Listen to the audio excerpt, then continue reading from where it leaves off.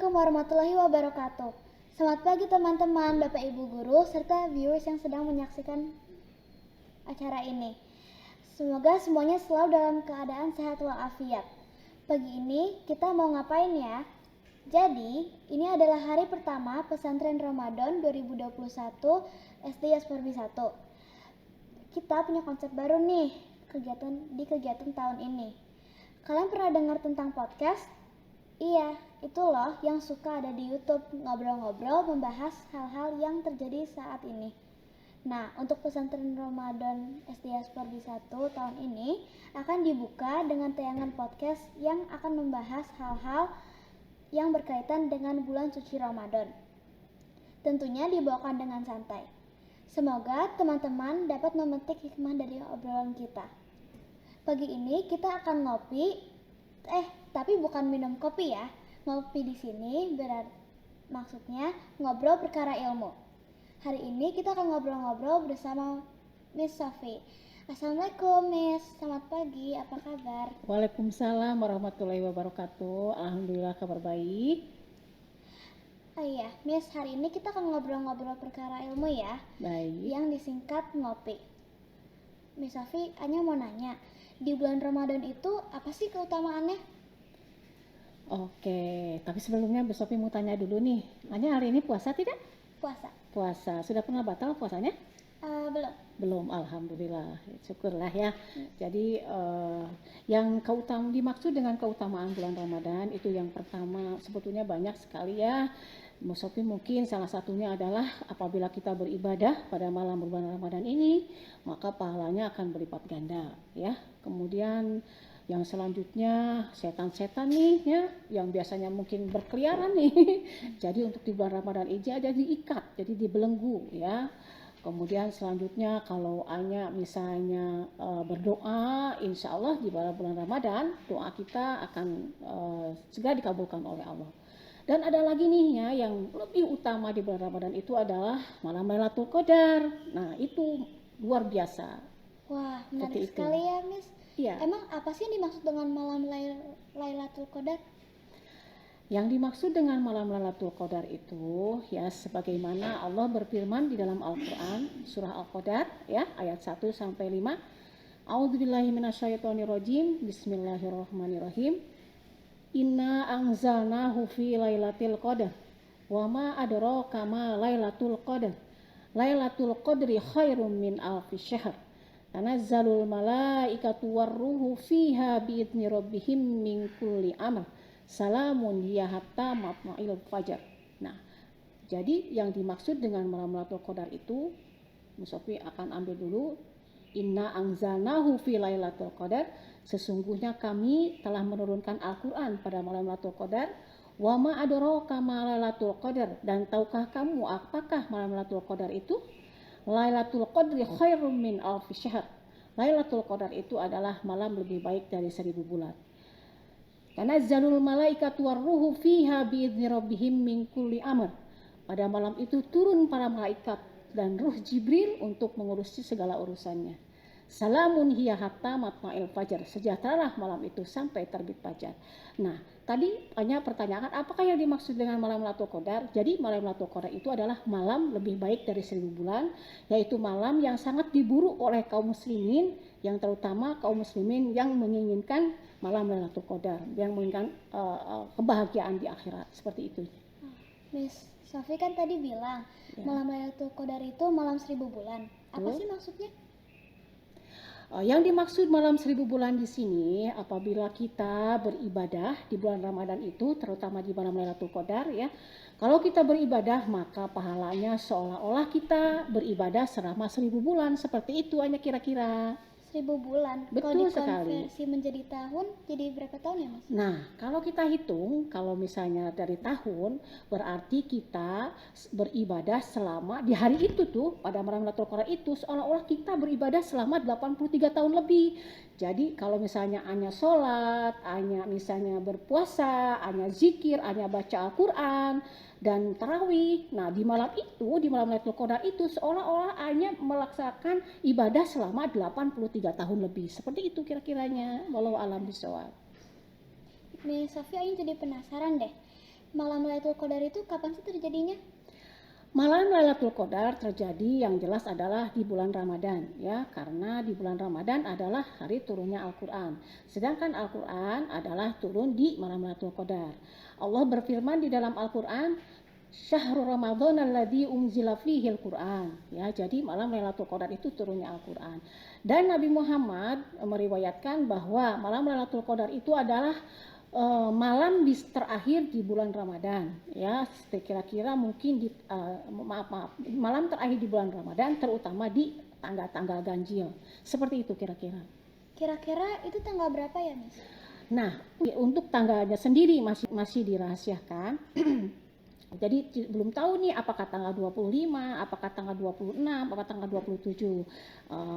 Seperti para ulama menjelaskan bahwa di situ para ulama memberikan argumen ya, apakah tetap pada tanggal tertentu atau berpindah-pindah. Nah, Syekh Muhammad bin Sahih Al-Husainin menjelaskan bahwa malam Lailatul Qadar itu terjadi pada tanggal 20, bisa saja terjadi 29 tahun ini, atau bisa saja tanggal 27 tahun yang akan datang, atau bisa saja di tanggal 25. Seperti itu kira-kira. Apa sih hikmahnya, Miss, dirahasiakan? Hikmah dirahasiakannya malam Lailatul Qadar ini ada dua. Para ulama menjelaskan ada dua hikmah ya. Yang pertama, hikmahnya adalah untuk memperbanyak ibadah. Jadi supaya orang itu lebih memperbanyak ibadahnya ya. Terutama bagi kaum muslimin yang menginginkan malam-malam Lailatul Qadar, maka dia akan bersungguh-sungguh setiap harinya atau setiap malamnya dia melakukan ibadah. Karena seolah-olah pada malam itu adalah malam Lailatul Qadar, terutama di malam 10 terakhir di bulan Ramadan. Jadi dia akan bersungguh-sungguh ya, jadi seperti itu. Nah, kemudian yang kedua adalah sebagai ujian. Kenapa disebut sebagai ujian? Karena ini akan kelihatan nih siapa sih yang betul-betul mencari malam Lailatul Qadar dan siapa yang bermalas-malasan. Jadi ada dua hikmahnya ya tadi ya. Yang pertama adalah untuk memperbanyak ibadah, kemudian yang kedua sebagai ujian. Ujiannya yaitu untuk lebih apakah siapa yang bermalas-malasan atau siapa yang betul-betul. Seperti itu kira-kiranya. Miss Safi kan tadi bilang Ya. ibadah di 10 malam terakhir Ramadan. Apa sih yang dilakukan Rasulullah di 10 malam terakhir? Baik, Rasulullah Shallallahu Alaihi Wasallam pada di 10 terakhir di bulan Ramadan, terutama di 10 malam yang terakhir di tanggal ganjil, beliau melakukan ibadah yang luar biasa, yang sungguh-sungguh. Rasulullah di hari-hari biasa aja di bulan puasa dia sudah bersungguh-sungguh dalam beribadah, apalagi beliau di 10 terakhir di bulan Ramadan. Dia sholatnya, kemudian witirnya, kemudian berdoanya, kemudian zikir dan sebagainya itu lebih ditingkatkan. Dan ada lagi nih kebiasaan Rasulullah. Jadi beliau itu kalau memang kebiasaannya adalah dia membangunkan keluarganya. Jadi kenapa dibangunkan? Supaya keluarganya tidak sampai terlewat malam Lailatul Qadar tersebut. Seperti itu kira-kira. Miss Safi, kalau misalkan ada muslimah atau teman-teman yang sedang haid, apakah masih bisa mendapatkan Lailatul Qadar? Oh tentu bisa. Oh, tapi kan mereka tidak boleh sholat atau membaca Al-Quran. Jadi caranya gimana? Betul, memang kalau orang yang sedang haid itu kita tidak boleh sholat, tidak boleh membaca Al-Quran. Kenapa? Karena memang Al-Quran itu kan kita pegang harus dalam kondisi suci ya, harus dalam kondisi kita berwudu, badan kita juga bersih, tidak ada najis, sholat apalagi. Nah, apa sih Miss yang dilakukan? Ada sebetulnya yang dilakukan sama seperti Rasulullah SAW. Apa sih? Yang pertama adalah kita berzikir, memperbanyak zikir ya, kemudian memperbanyak doa, memperbanyak wirid ya. Kemudian ada sebagian ulama yang membolehkan membaca Al-Quran tetapi tidak boleh menyentuh mushaf. Ya, tidak boleh disentuh Qur'annya nih. Boleh tapi dibacanya. Kalau misalnya dia sudah hafal juz ke-30 misalnya ya, boleh tuh dibaca setiap malam sambil zikir, itu sambil membaca Al-Qur'an yang juz ke-30-nya boleh dibaca. Asal satu tidak boleh disentuh mushafnya, seperti itu. Alhamdulillah. Berarti tidak ada alasan ya Miss untuk seorang untuk bermalas-malasan dalam mencari Lailatul Qadar. Betul, tidak ada alasan. Tapi adik-adik Yasmorbian barangkali tidak tahu apa itu wanita haid, boleh dijelaskan Miss tentang wanita haid? Baik, Wanita yang haid biasanya memang itu adalah tanda-tanda wanita yang sudah dewasa, ya, sudah dewasa. Kemudian dalam kedewasaan itu bahwa seorang wanita sudah ada tanggung jawab terutama di dalam ibadah, ya. Begitu juga sama laki-laki juga ada tanda-tanda kedewasaannya. Selain haid, kalau laki-laki memang mungkin bermimpi, bercengkrama dengan lain jenis gitu kan. Kemudian ada perubahan dari suara, misalnya asalnya tenor, bariton menjadi ngebas. Nah, itu perubahan kedewasaan dari laki-laki. Nah, untuk perempuan yaitu salah satu tanda kalau misalnya keluar sesuatu dari dubul, ya, yang berupa darah, itu namanya wanita sudah haid. Itu namanya haid, dan itu menunjukkan bahwa wanita tersebut atau kalian itu sudah dewasa ya. Jadi kalau kita melakukan ibadah kita tanggung jawab sendiri. Kalau kemarin-kemarin sebelum dewasa, ibadah kita mungkin dikasihkan untuk orang tua kita, ya, pahalanya. Nah, kalau sudah dewasa, pahalanya untuk diri kita sendiri. Nah, itulah ciri-ciri orang yang sudah haid dan orang yang sudah dewasa. Oke, mungkin seperti itu saja ya, Naya, pembahasan dari ini dari Musofi.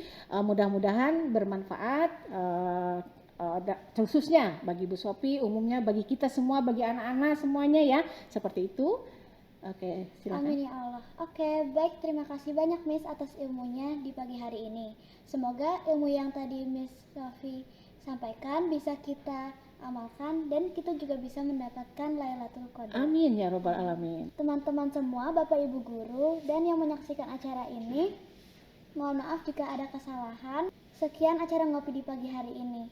Terima kasih juga Miss Sofi sama-sama, sudah mendampingi di pagi hari ini. Ya. Lanjut tutup acaranya dulu ya. Wassalamualaikum warahmatullahi wabarakatuh. Waalaikumsalam warahmatullahi wabarakatuh.